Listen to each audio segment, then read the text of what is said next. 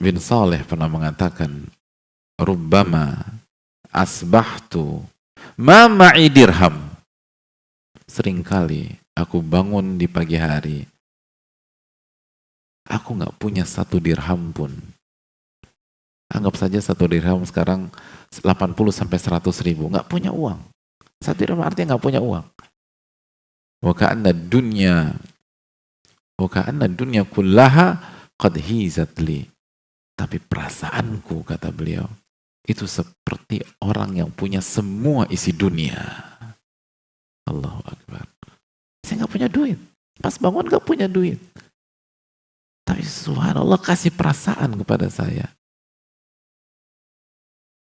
Seperti saya punya semuanya. Saya punya dunia.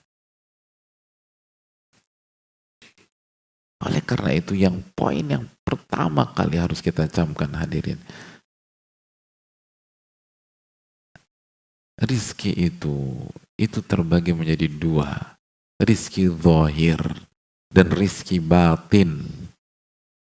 Itu yang dijelaskan oleh Ibnu Mandzur ketika menjelaskan tentang kata rizki dalam bukunya yang sangat terkenal dan menjadi rujukan dalam bahasa Arab. Apa nama bukunya?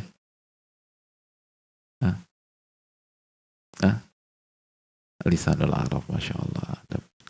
Hadiah ya. Syukran. Fadal. Ini bukan.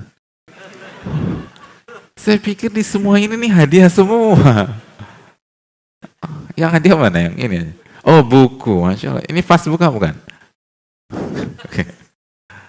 Masya Allah. Ya, Masya Allah. Salah berarti. Ini semua hadiah bukan? Alhamdulillah. Hadirin yang Allah muliakan.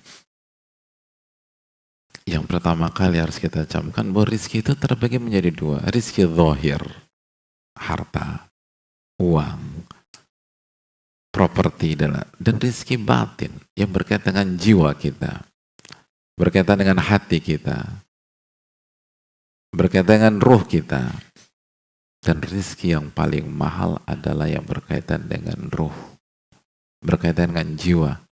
Itu yang membuat para ulama, walaupun tidak punya 1 dinar pun, mereka merasa seperti orang yang punya segalanya. Kenapa demikian? Hadirin,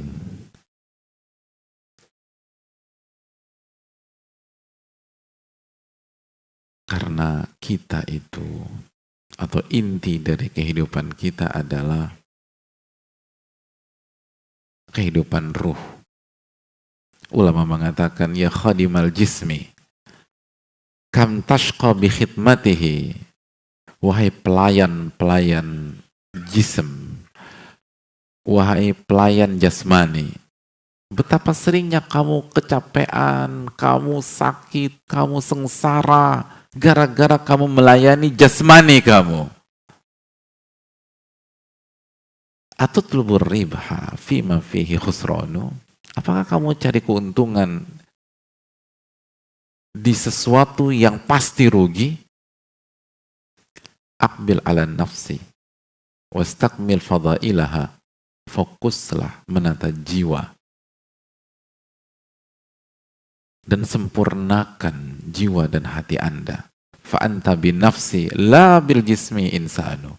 Anda itu jadi manusia karena jiwa dan roh Anda, bukan sebatas karena jasmani Anda. Itu kata para ulama. Mereka yang memberikan pesan bahwa kita jadi manusia itu karena roh kita. Kehidupan roh adalah kehidupan yang terpenting dalam kehidupan. Kehidupan hati. Ala inna fil jasadi mudghah. Idza saluhat saluhal jasadu kullu wa idza fasadat fasadal jasadu kullu ala wahayal qalbu. Ketahuilah, di dalam jasad manusia ada segumpal daging. Kalau daging itu baik, baik semua seluruh anggota badan. Baik semua jasmani. Wa idza fasadat, dan kalau segumpal daging itu rusak, semua jasmani rusak. Pemikiran rusak. Semua berantakan. Ala wahyal qalbu, ketahuilah, segumpal daging itu adalah qalbu, hati kita. jiwa kita. Dan ulama memberikan pesan besar, barang siapa yang hidupnya melayani jasmaninya, maka dia akan sengsara. Bukan satu, bukan dua kali, bukan tiga kali, bukan empat kali. Kam tashqa bi khidmatihi. Betapa sering kalian sengsara, betapa sering kamu sengsara karena kamu sibuk melayani jasmani kamu. Jangan melayani jasmani. Itu awal dari kehancuran kita. Fokus kepada qulub. Fokus kepada hati. Dan itu yang diajarkan oleh para ulama.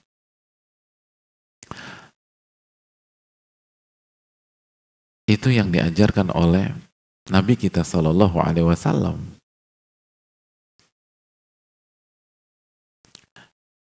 Dan itu yang membedakan orang yang ngaji dan orang yang nggak ngaji. Orang yang belajar agama dengan orang yang tidak belajar agama.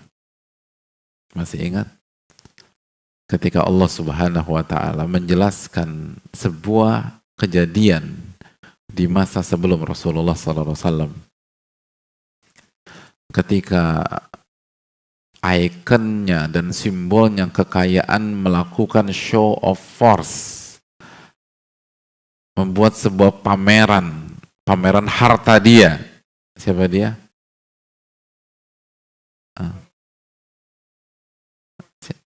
Loh, angkat tangan dong hadirin.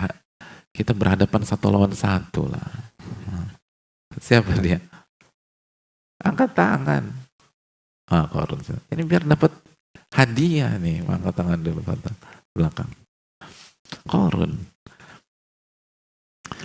Apa kata Allah dan apa yang terjadi pada saat itu? Allah Subhanahu wa Ta'ala menjelaskan dalam sebuah ayat atau beberapa ayat dalam Al-Quran, dalam surat Al-Qasas ayat 79. Mari kita buka ayat tersebut. Fakharaja ala qawmihi fi zinatihi. Fakharaja ala qawmihi fi zinatihi. Ketemu? Siapa yang bisa baca artinya? Qala alladhina yuriduna al-hayata dunya ya laita lana mithla ma utiya Qarun innahu ladhu hadzin azim. Siapa yang bilang?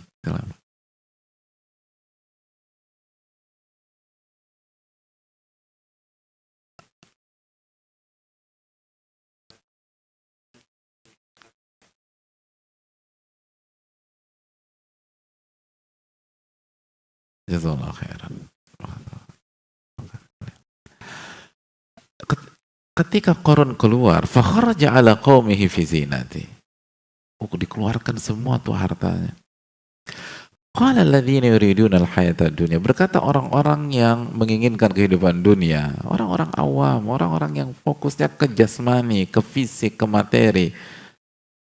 Ya laitalana, duhai, andai saja kami mendapatkan atau kita mendapatkan apa yang dimiliki oleh Qarun, innahu ladzu hadzin azim. Itu sebuah pencapaian yang begitu luar biasa. Kagum dia. Mereka terkagum-kagum dengan hartanya Qarun. Lalu apa yang Allah firmankan di ayat berikutnya? Apa komentar ulama pada saat itu? Wa qala alladziina utul ilma. Maka decak kagum mereka direspon oleh orang-orang yang punya ilmu. Lihat, punya ilmu. Berarti kita yang Allah kasih hidayah untuk datang ke kajian, untuk menuntut ilmu, kira-kira kita ngikutin pihak yang di ayat 79 atau ayat 80? 80. Wa qala alladziina utul ilma. Berkata orang-orang yang diberikan ilmu, wailakum, celaka kalian. Thawabullahi khairun liman aman wa amila salihah. Pahala, ganjaran yang Allah berikan kepada orang-orang beriman dan beramal saleh lebih baik daripada yang dimiliki oleh Qarun. Lebih mewah dibanding yang diberikan oleh Qarun, didapatkan oleh Qarun. Wala yulaqqaha illa sabirun. Dan tidak ada yang mendapatkan kecuali orang-orang yang sabar. Lihat bagaimana Allah menjelaskan kepada kita. Anda kagum dengan hartanya Qarun? Pahala Allah lebih besar dari itu. Anda menganggap itu besar, pahala Allah jauh lebih besar lagi. Hadirin, dijelaskan sebagian ahli ilmu ini penting. Lihat bagaimana cara berpikir orang awam dengan cara berpikir ahli ilmu itu berbeda. Orang awam itu berpikir, secara umum berpikir sesuatu yang kasat mata saja, yang tangible, yang terlihat.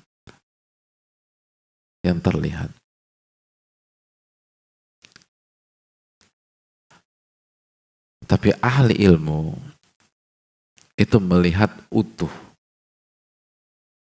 zahiran wa batina, secara zahir dan secara batin. Dan fokus mereka secara batin, tanpa meremehkan zahir. Zahir penting, tapi batin yang harus diprioritaskan. Makanya lihat 79 dan 80 ini. 79 terkagum-kagum dengan zahir. Adapun 80 lihat, ulama mengajak umat ke hal-hal yang batin, yang intangible, yang tidak terlihat. Tapi itulah esensi dari kehidupan. Dan begitulah semua pakar di semua bidang. Pakar semua bidang.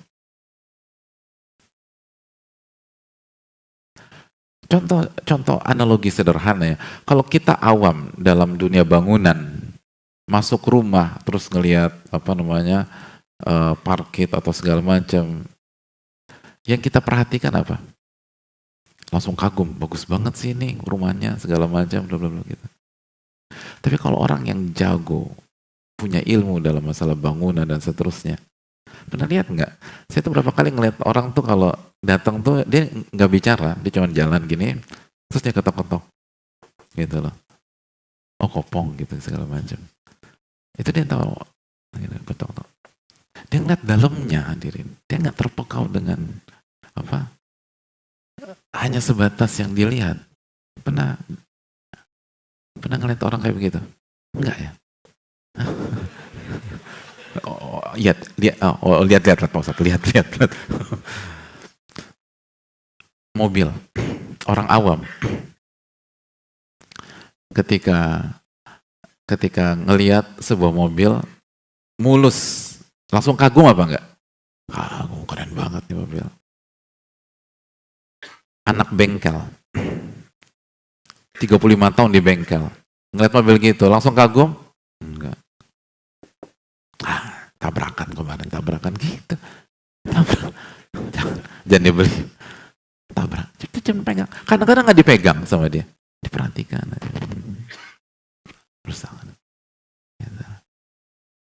Dia bisa tahu. Dia lihat dalamnya gitu.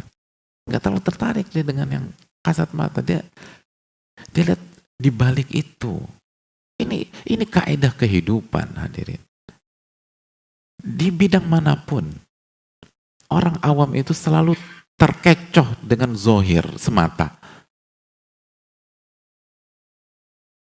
Handphone, orang awam lihat casingnya buah apel yang kemakan udah seneng, hadirin. Tapi yang ngerti, dia nggak tertipu dengan casing, dia lihat mesinnya gimana ini bener apa nggak, ori apa KW, semua demikian.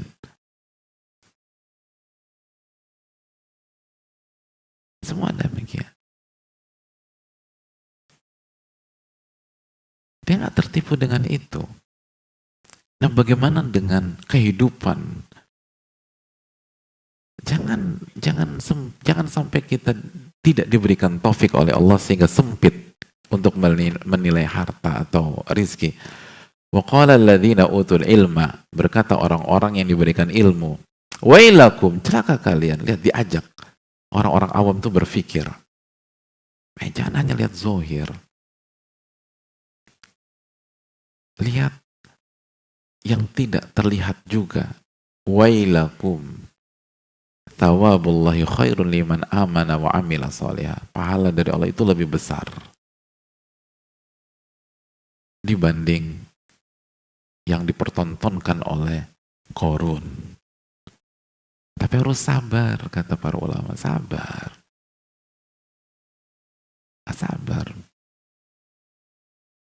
Untuk mendapatkan, untuk merasakan bahwa iman itu lebih mahal, ilmu an-nafi itu lebih mewah daripada segera harta, seringkali butuh waktu, hadirin.